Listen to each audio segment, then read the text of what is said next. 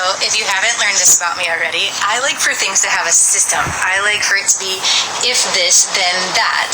Because if we exercise in the manner of like throwing spaghetti at a wall, then we might get the results that we're after, and we might not. And most of us don't have the time for that. And so when you have this system, then you can be more effective with your time.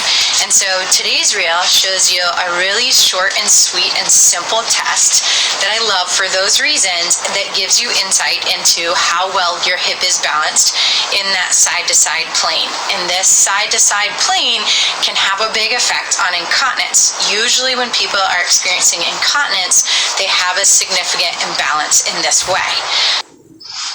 So if you go to stand on one leg and you have a balanced muscle activity between your glute medius on the outside of your hip and your inner thigh or your adductors, then your pelvis should stay level.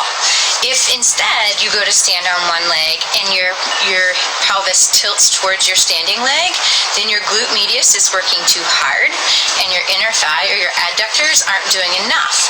And so we want to increase the strength in your adductors and possibly the mobility in your glute medius to even things out and to bring your pelvis back down to level.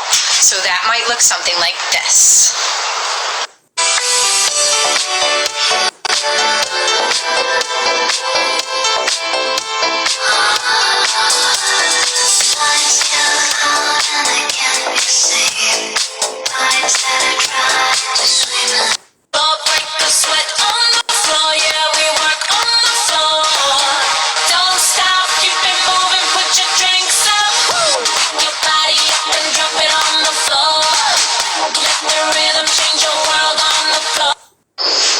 So then if the opposite happens, you need the opposite solution. So if you go to stand on one leg and your pelvis drops away from your standing leg, then you need more strength here in your glute medius and more mobility here in your adductors or your inner thigh to bring your pelvis back up to level.